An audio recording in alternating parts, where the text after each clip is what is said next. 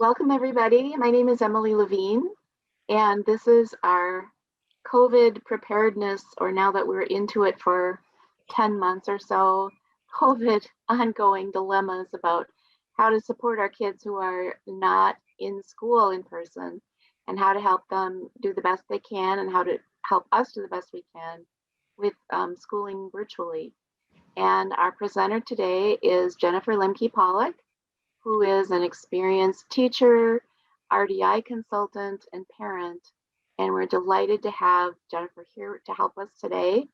Jennifer, you can take it away. All right. Well, welcome everyone. Um, Welcome to the chaos that is learning at home for all of us right now. These are my kiddos experiencing some at-home learning this year. And I know that online school can be really challenging, especially when it's going on during a pandemic like this. And so I'm hoping that we can share some ideas today that might help make online learning work a little better for you, for your family. And I want you to know that I get it because my family is doing this too. And I can't believe we've been doing it for almost a year now. So, one of the things we want to think about when we are addressing online learning is really planning for success, thinking about, on the front end, what can we do to set things up to make our child as successful as possible? And I know that the year is partially done already, but that doesn't mean it's too late to plan, right? So, some things that we might want to consider that maybe we haven't thought about yet. When and where is my child going to work? How much supervision is my child going to need and who can provide it? We were talking just before we got started with a family that has grandma and grandpa helping out a little bit. So there are some non-traditional ways that we can kind of get together and provide our kiddos what they need. Thinking about minimizing distractions, considering our child's social and physical activity needs, which are so important, and talking a little bit about dressing for success. So, what I want us to think about first is, how can we set up a learning zone for our child? What is that going to look like? And that can be very different depending on what your child's needs are and what your space availability is. So, think about, where do you have room in your house? What does your particular family need? What does your particular child need? And then, involve your child in setting up that area to the extent that you can.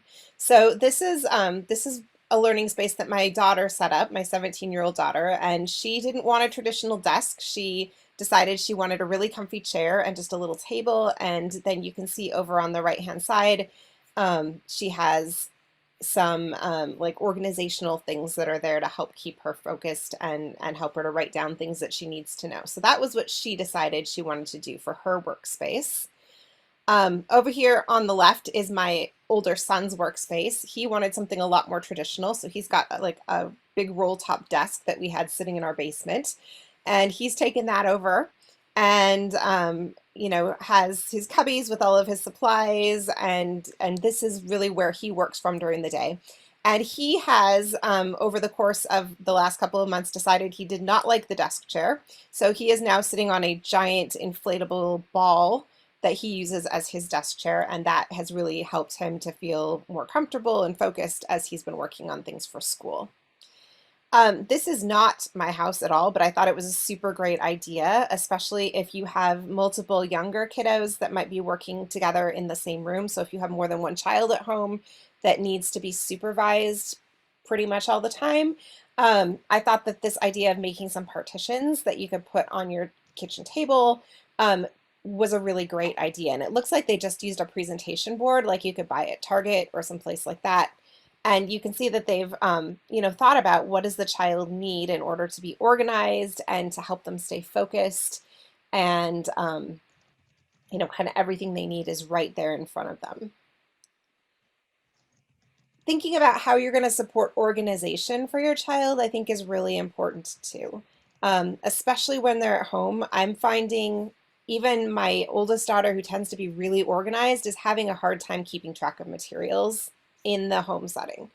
So, just thinking about the need to organize different things, having calendars and schedules that you or your child can fill out so that they know what to expect.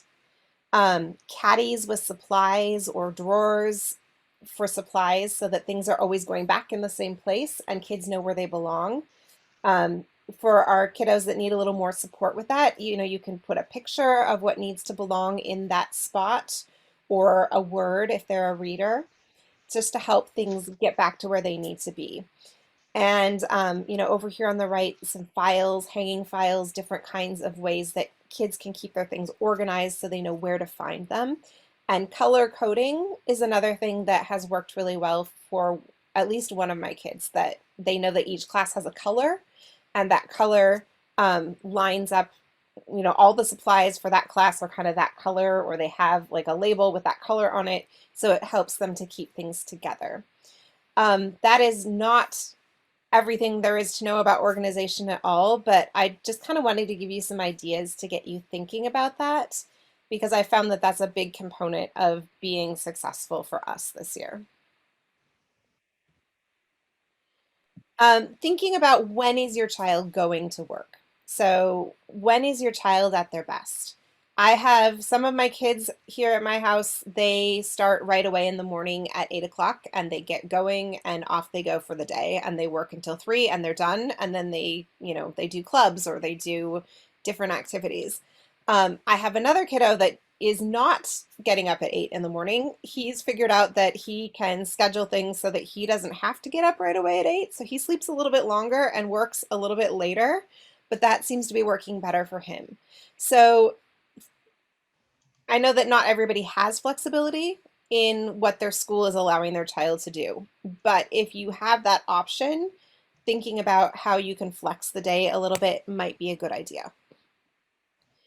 Thinking about when you're able to supervise. So obviously, a lot of us have children that aren't going to get much done unless we have an adult that's able to supervise them. So even if it would be ideal for them to be working between, 8 and 2, if nobody can watch them between 8 and 2, then we need to think about an alternate time. And your school should be able to work with you on that. Thinking about the need for breaks is really important for all of us, for your child and for you.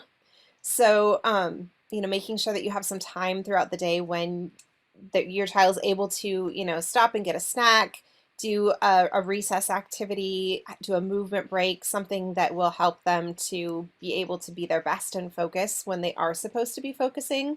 We naturally build those things into a school day when a child is in a school building, but when we're at home, we might not be thinking about, scheduling those breaks for our child. So that is a really important thing to do. And I recommend that you come up with a schedule, whatever that schedule is going to be, and that you try to stick with it as much as you can, especially when we're dealing with kiddos with autism. They tend to thrive on those routines and knowing what to expect. It's really helpful to keep to that schedule as much as we can and post it. I have a schedule up on my wall. Each of my kids has that schedule. I know what their classes are and when they're supposed to meet. You know, that is something that helps all of us to stay on track. And it actually helps my kids to be more independent with staying on track with some of those things. So if you have, an older child, a middle school or a high school student, having that schedule enables you to start to hand some of the responsibility over to them for knowing what classes they're supposed to be in or what they're supposed to be working on at different times. Not that we don't follow up, but that they can start to take on a little bit of that responsibility for themselves. Here are two examples of very different kinds of schedules that you could use. And I found when I was looking around that there are just a ton of different schedules for kids that you can purchase on Etsy for like $5. So if you are not crafty and you don't want to make your own schedule, there are lots of options out there that are pretty economical. The one here on the left, maybe an example for a little older student, and over here on the right, more of a picture schedule that you could use with a younger student who might not be reading very well yet, or who might associate with pictures more than words at this point. But there are a million different ways that you can do schedules. Even if you take a whiteboard and you just write down what you're going to do each day, that can help too. One thing to really think about, and I'm finding that it's more and more important in my household, is thinking about how your child is going to be socially and physically active. And that's a tricky thing because we also want our children to be safe. There are creative ways that people are kind of working on this problem. So, you know, physical activity can mean so many things. It can be getting outside and playing in the backyard. It can mean going to a park or taking a walk or riding bikes. Some families have decided that they're going to kind of be their own bubble, and those two families are quarantining together so that their children have a social outlet and they're able to, be at each other's houses or help each other out with childcare or supervision or other tasks. Some people are setting up, these little learning pods where families are taking turns supervising children or, involving grandparents or other family members. So there are some creative ways to think about how am I going to get my child out of the house and help them to continue to grow socially and to be physically active in this time when we aren't maybe quite as socially and physically active as we normally might be. And supervise. All children are going to need extra supervision during online learning. It's really not realistic for us to expect even a really responsible high school student to do all of their work all of the time exactly the way we would expect them to under normal circumstances. Um, so please do be checking in with all of your children. Some of our children are going to need more supervision than others. And so then we need to think about who can provide that supervision for us and maybe be thinking outside of the box a little bit. Maybe there's, a trusted respite worker that can come in and do a little bit of supervision for you, or a family member that might be have a couple extra hours and can come in and help with some of that supervision. A therapist, a team member that might be able to help with that because it is a lot more it's intensive parenting right now, and there's a lot that's expected of parents. And so I think we need to call on whatever resources we might be able to bring together and help each other out. I might not be very popular for this one, but I do think it's important to dress for success. And I found that when my kids are in their pajamas, they are not paying attention quite as well. They're not in the school mindset. And that when we actually get up, take a shower, brush our teeth, get dressed, get ready for our day like we normally would, that it just is a lot more conducive to learning. So I strongly recommend that you give that a try if you find yourself in pajamas all day long. As someone who has worked from home for many years, I find that it really helps me to get dressed as if I were having a regular day, even if I'm not going anywhere. So you can give that a try and see how it works for you. Minimizing distractions, of course, is a really important thing for us to do. Cell phones, TVs, noise, other children, anything, toys, things that might distract our kiddos. We want to try and get those out of the area where they are working on things. And in my house, sometimes that means that I have to sit next to that child because there's just so many things at home that distract. And so we kind of have a place set aside in my kitchen that if I have a child that needs particular supervision at that moment, then that child and I sit down together and I'm able to do some of my work while they're doing some of their work, and we kind of do it as a team.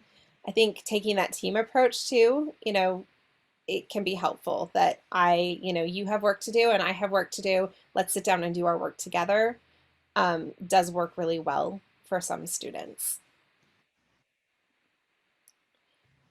One of the big ideas that I want to talk about is just verifying, making sure that you check up on how things are going for your child because we all need accountability. And it's really easy for things to fall through the cracks during online school. So I'm not saying I don't want you to trust your child, especially if it's an older child, but I want you to trust and verify. So schools will almost always provide you with some kind of monitoring software, whether that's Infinite Campus or Skyward or Google Classroom or something else that your school is using that lets you know when a student has completed something or not completed something. try to use that to your advantage as much as you can. If you need help knowing how to use that information, your child's teacher or their case manager should be able to help you with that.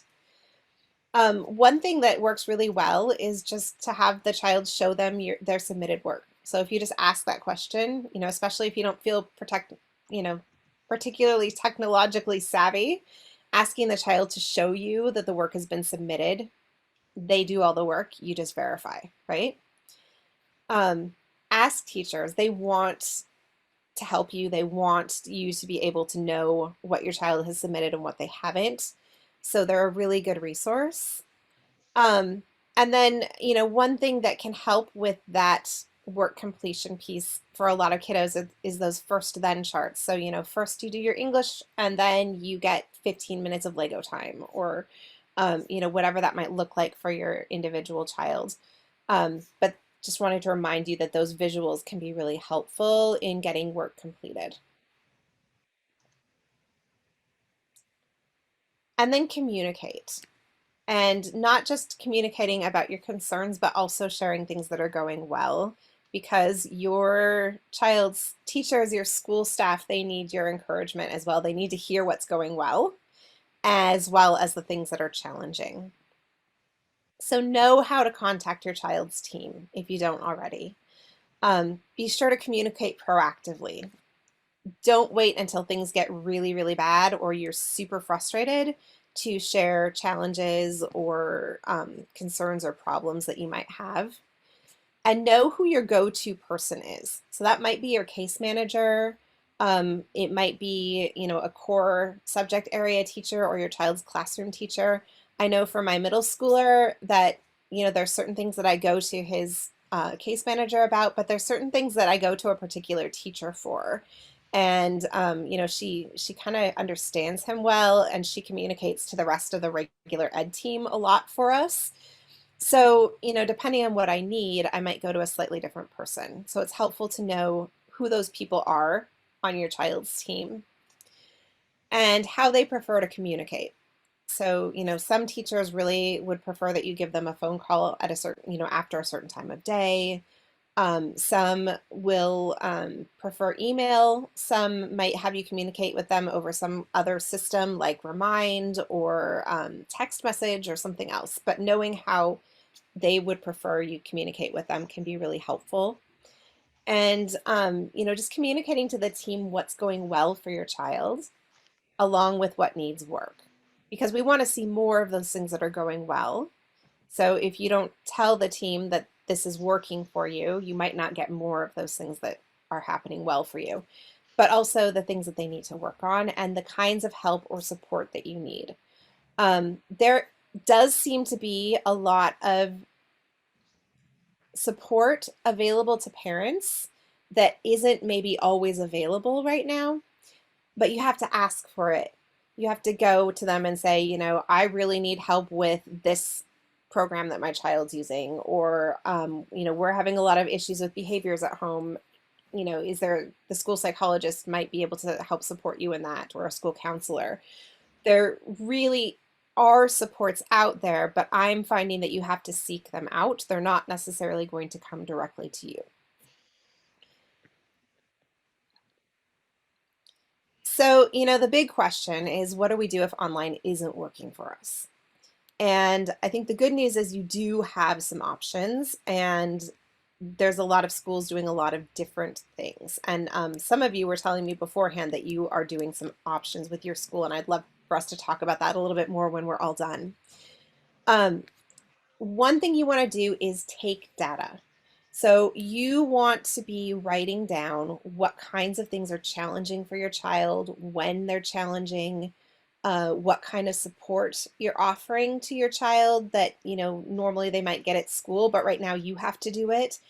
Um, Teachers take this kind of data on your child all the time, but they're not with your child directly the same way you are right now. So they don't have that same level of information that you all have.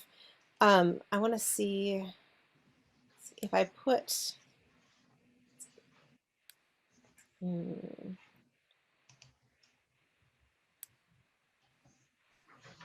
I don't know what I just did. I was trying to put something in the chat for you, but I don't think that's working.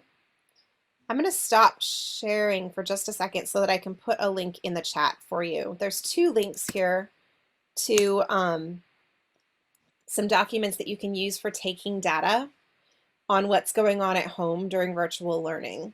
And there's kind of two different styles, but I think they're both really helpful and will help you to know kind of what should you write down, how can you organize kind of your thoughts on things. And so there you go. Those are in the chat for you. Let me go back to sharing.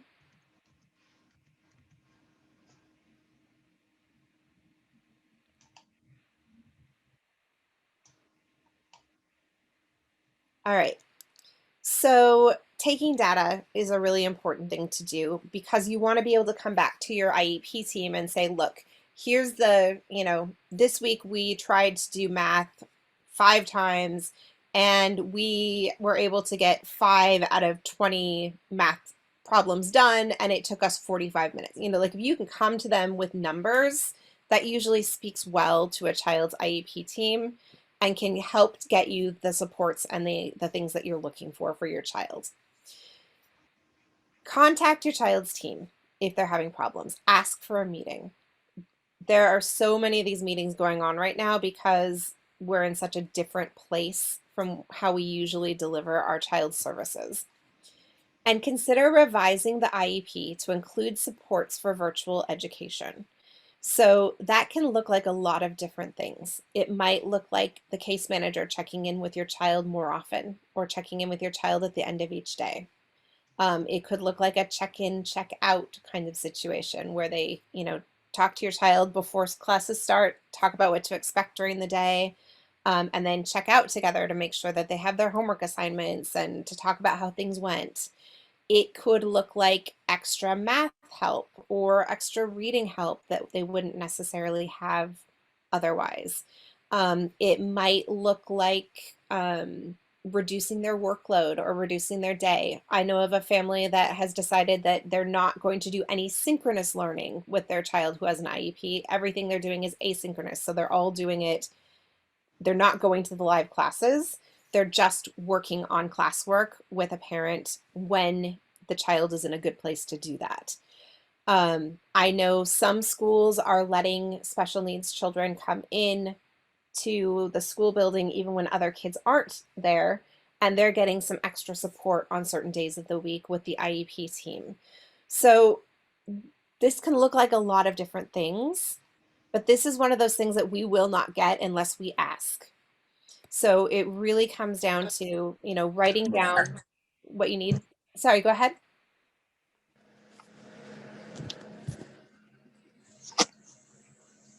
I don't know. Anyway, it really comes down to asking for what you need and being clear about what that is. And then, keep asking if you need to until that, you have the kind of support that your child needs. And think about this in a creative way. So it might look lots of different ways, but our bottom line is that we're trying to, improve the situation so our child is more successful at home. So how do we make it all work? Some suggestions for different common problems that we have. What if my child can't tolerate online meetings? I hear this one a lot. A lot of kiddos just get overwhelmed by all the video and the faces and the things going on. There are some changes you can consider to the online meeting itself that might help. A lot of online meetings have a hide myself feature, or you could stop sharing your video so they're not seeing their face. For some of our kiddos, that's really distracting and anxiety provoking. We can pin the teacher to the top so that you don't see the other students, you just see the teacher. You could try the active speaker mode, which lets the person who is talking be the one you see up on the screen instead of all of the other faces. And if all else fails, consider asking for a recording that you can watch with your child at a later time so that you have more control over how long, how loud, all of those things that might be a little tricky for kids. Coping tips for stress. Try a stress ball, try some silly putty, something, some movement to relieve that physical tension. We have baskets of fidget toys right by our computers for school, and everybody uses them. Hydrate. A thirsty brain can be a worried brain. So, if you see that your kiddo's maybe struggling, give them something to drink, give them a snack. Sketch notes or doodling or writing can help kids retain information. So maybe while class is going on, they doodle or they draw. Taking brain breaks, I think, is a really, really important thing. Stopping often to do some physical activity, whether that be, taking a walk, using a hop ball up and down the hallway, doing some jumping jacks, doing a Just Dance video, or, something, some yoga, some deep breathing, whatever it is that your child likes to do that help them to move and to feel calmer. Those are all going to help them to be better learners as well. And I think the biggest thing is staying positive in front of your child, especially when you don't feel that way. And I have had days when I don't feel that way. So I will be totally honest with you about that. But it's important that when we have conversations about school in front of our child, that we are trying to be as positive as we can. Giving them those messages. This is hard for everyone. We're all learning. We're figuring it out. We're going to do it together. It's going to be okay. um, those messages are really important because they hear so much of what we say, even when we don't think they're listening. And we really want this to be, the message that we give to them to be, we can do this. It's going to be okay. Yeah, we don't always like things, but, we can do it together. And I think, maybe my biggest thing is that we need to make some time for fun in our day. We have opportunities with our kids being home with us right now that we don't normally have. We have challenges, but we also have opportunities to stop and do something fun together, to play a game, to, dance, to sing a song, to make cookies, to go outside and have a snowball fight. Things that we wouldn't normally get to do in the middle of our day with our child. And I really want my kids' takeaway from this whole pandemic experience to be, there were things about it that weren't great, but we had fun together. We did things, remember when we did X, Y, and Z, right? That's what I hope my kids are going to take away from this. Not, oh man, this was the worst and it was awful and mom was always grumpy, and that's really not what I want to take them to take away from this. So I try as much as possible to plan for some fun things in the day. And if something comes up and it's an opportunity, take that opportunity. You're not going to regret that you did. So I asked my kids about what kind of advice they would give to other kids and families about online school. And this is some of what they told me. They said to take breaks often, to limit distractions where you can, to eat high protein snacks, which help your brain work better. And my daughter wanted me to point out that sometimes chocolate or treats can help motivate too. To make sure that you know when things are due, write it down so you don't forget and keep it somewhere where you'll see it. To break big things down into smaller parts, and try not to get behind on your work so you don't get stressed. If you start to feel frustrated, to take a break and do something that makes you feel good, whatever that might be, and not to be afraid to ask for help. And I thought that was all really good advice, not just for kids, but for parents. I think any of these things probably apply to parents who are helping with online school as well and trying to work from home. So I wanted to leave us plenty of time to ask questions because I think we probably all have a lot of them, or to talk about, what has been working or not working for your family. If you have had success in getting school to look at things differently for you, or, try something new, I would love to hear about that as well. So feel free to turn your mic on and ask questions or put questions in the chat if you'd like, and I will do my best to answer them.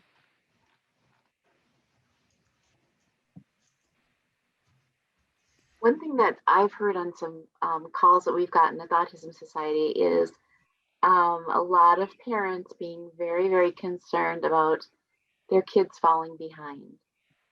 Um, and I've heard that from just about everybody, even my friends that have typically developing kids.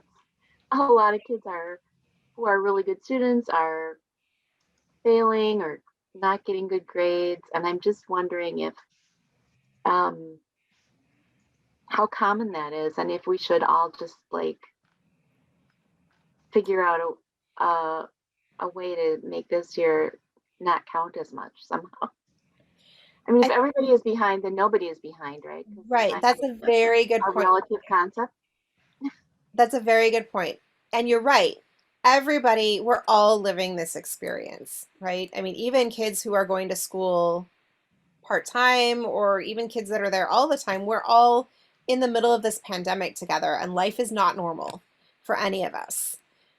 So I don't think it makes sense to talk about falling behind because as a world, we're all experiencing this. None of us are doing what we would normally be doing under normal circumstances. And it doesn't make a lot of sense to compare where we're at currently with where we would have been if we weren't in the middle of a pandemic, because we're in the middle of a pandemic.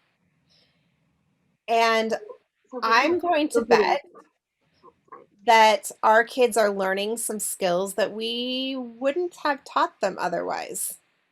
I'm willing to bet that they are becoming more resilient and that they are learning how to deal with disappointment and that many of them are picking up some life skills at home by doing, day-to-day activities with us that they might not have otherwise had the opportunity to do.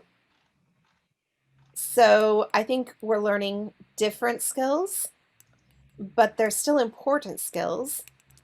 And when it comes to, falling behind on schoolwork or, not getting the grades that students would have normally gotten, um, that's learning too. It's not easy learning. It's not the learning we necessarily would have chosen for our child, right? But I think that there's a lot to be learned by failing sometimes. And a lot of times we are so focused on not letting our children fail that they don't get that experience. So maybe this experience is going to help them to figure out what they need to do differently next time, or at least be more open to letting us help them figure out what to do differently next time. But I think that as a country, and I'm sure as a world, this is happening to many, many of our children. And it's going to be okay. I think that's the biggest thing. It's going to be okay. We're all doing this. There's going to be some catching up to do when we get back to more normal. And we're all going to have to support all of our kids, but it's going to be okay. It really is going to be okay. I believe it.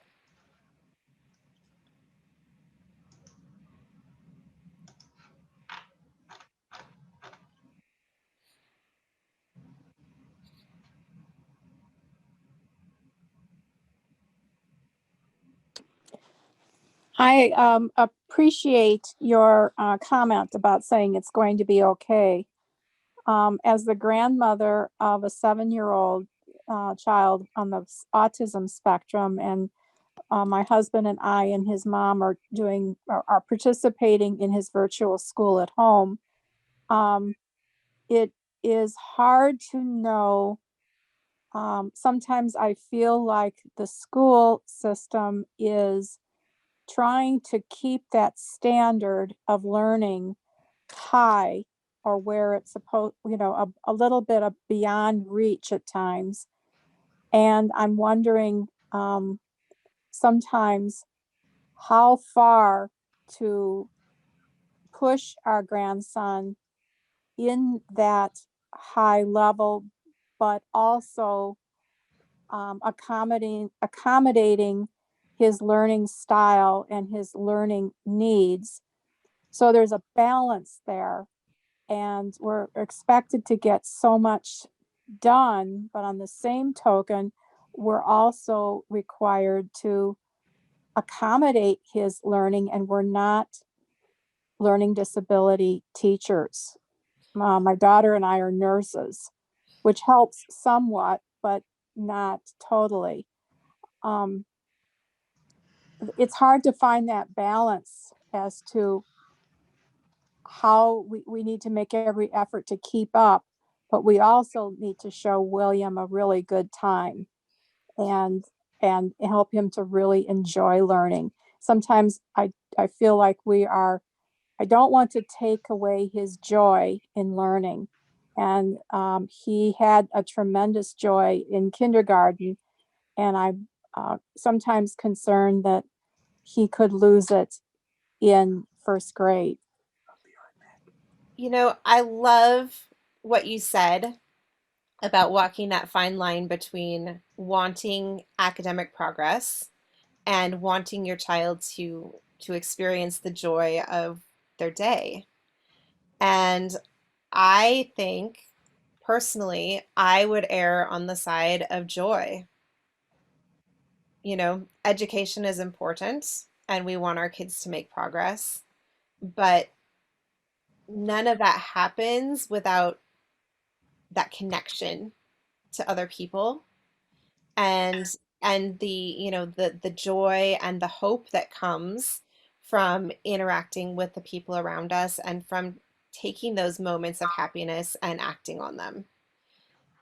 And I would say that, if you have to make the choice, this is something that in the school that I teach, we've been talking about a lot since the pandemic started is, you know, relationships before rigor and health before homework, and the importance of mental health and really being okay as a building block that's a foundation for learning. If we aren't okay with our mental health, if we're not okay emotionally, then we're not available for learning. So that has to be a foundation piece. So I would say that if you have to make the choice between one or the other, you choose mental health, you choose that emotional connection, you choose joy.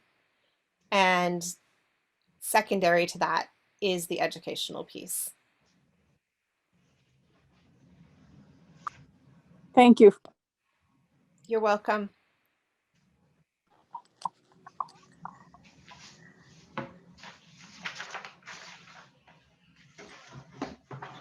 Hello, I have a question. Do you know if the DPI or anything will be implemented federally for, say, like college entrance with grade points? And I know, like you said, it's okay to fail, and I I'm letting go of that. It's um, hard. it is very hard because I mean now in finals he didn't even know what his final schedule was. It's like um it's ridiculous. Even with the IEP, it's like, okay, we're all doing the best we can, but I don't know. I can't So, do yeah, everything. no, I agree. I would be sure to communicate to your team that your son was not clear on his final schedule because someone needs to help him be clear, and it Mhm, shouldn't be you. So the case manager needs to be helping your son to be on top of that. mhm. But, I'm with you. So two of my kiddos are juniors this year. One has Okay. an AP and one has a 504 plan. Mhm. And it's been challenging to know how hard do I push and where do I push back? And we've been really worried at my house too about, the ACT and Mhm. I have one kiddo who really wanted to do the PSAT and the National Merit Scholarship competition, and his school didn't offer the PSAT.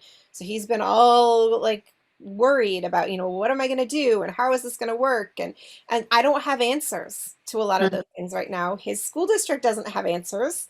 Um, No. what I know is that a lot of schools are, in fact, most schools, at least for the coming year, are accepting applications without standardized testing. That's something that is becoming more and more common anyway. There's actually a lot of controversy surrounding standardized testing in the secondary and post-secondary education field. So that's Mm-hmm. something that's been coming for a while that might be kind of accelerated with the pandemic.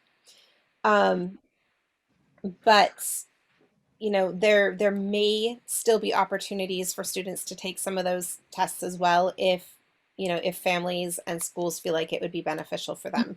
So I currently do not know if my juniors are going to be taking the ACT or not in a few months, and I don't know if it's going to be in person or if it's going to be virtual. Right now, Mm-hmm. they aren't going to school in person, so I don't know how that would work, but the school district can't tell me. So I understand that frustration and that tension. I want you to know that that's happening everywhere. It's not just us and our kids. So schools have to figure this out.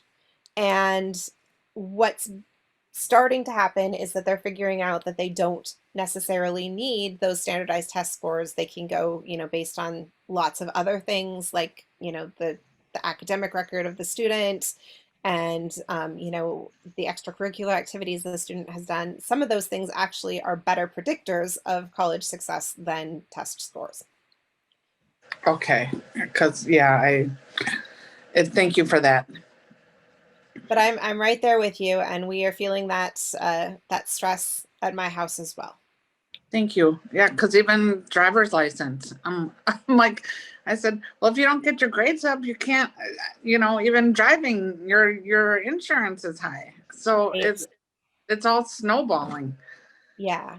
And But if you haven't already, it sounds like it would be a good idea to call a meeting of your son's IEP team and discuss what you're seeing at home, because it mhm, sounds like he needs some additional support from school. yeah, and he does. However, right now his IEP case manager is on paternity leave, Oh, and I don't know when he comes back. okay. Well, you know There's what? been no stuff. Okay, but somebody needs to take over and make sure he's getting Yep, the services that he needs exactly, because they have a exactly. legal responsibility to do that. Yeah. So I would push them a little bit on that. Yeah, I'm gonna push again. I mean, I've been pushing since like March of last year, and Put it's it in writing, send it yep. to the director of special education if you're not getting anywhere. Okay, perfect. Thank you. You're welcome. And I know everybody's trying the best. I think the best they can. We are. And I think everybody understands that. But Mm-hmm. you still have a child who has Yep. needs for support that are Who not being needs met. help? Yeah, he needs help. Yep. And So, for example, geometry, I am not good at, and I can't help him. right. So, well, thank you so much. You're very welcome. Good luck.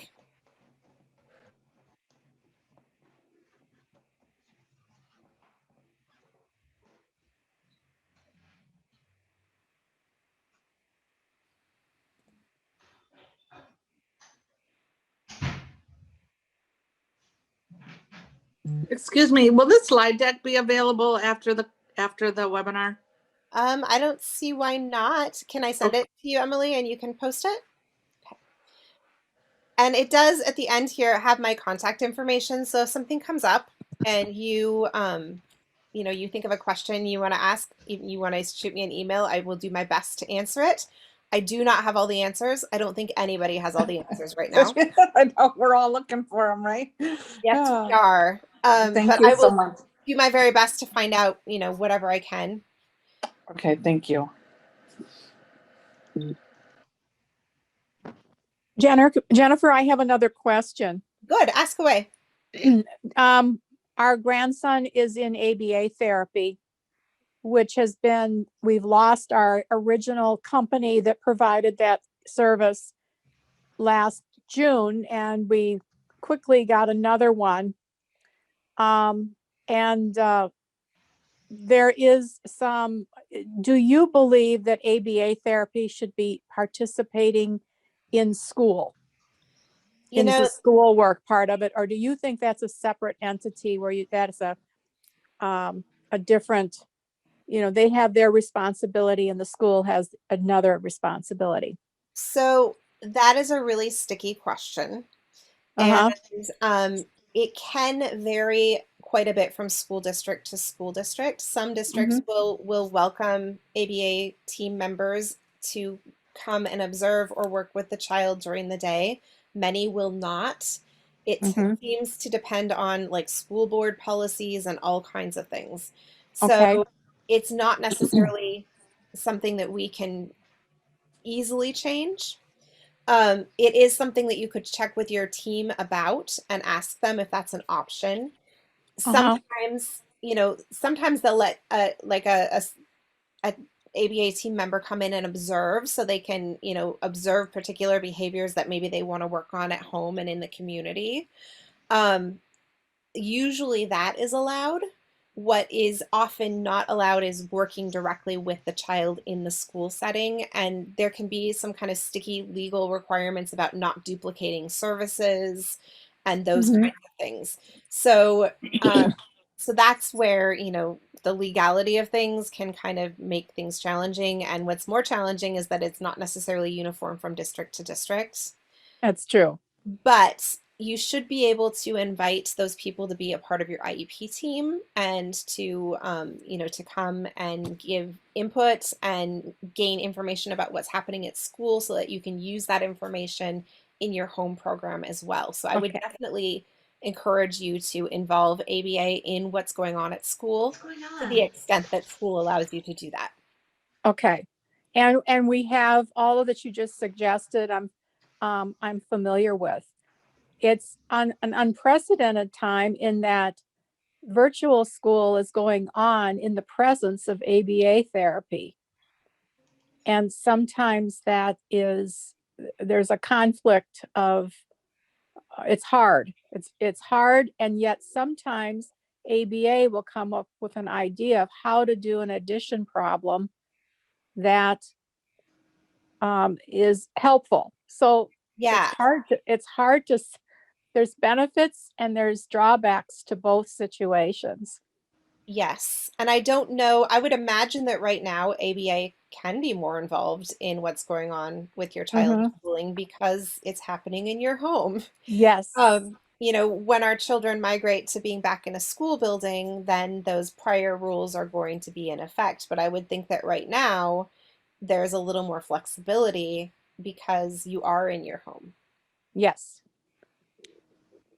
Okay. So that's Thank you. one silver lining for the pandemic. That's true. And okay. Thank you. You're welcome.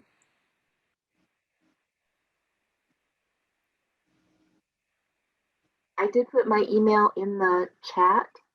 If anybody wants to get the slides, send me an email afterwards and I can email them to you. Or take down Jennifer's email right here. Yep, and I can send them to you as well. Well, if there's no more questions, we'll let you go. Thank you so much, Jennifer. This has been really helpful. And, I think a lot of us are anxious about how our students are doing. And sometimes just hearing that other people are experiencing the same types of challenges can be helpful. And you have lots of great ideas here. So I really appreciate you sharing them. Absolutely. I agree. Hang in there, everyone. This is a really challenging time, but I know that we can do it. And, there is light at the end of the tunnel. So hang in there. Thanks. Have a good Thank evening, you. everybody. Bye-bye. Thank you, Bye. everybody. Thank you. Bye-bye. Have a good night.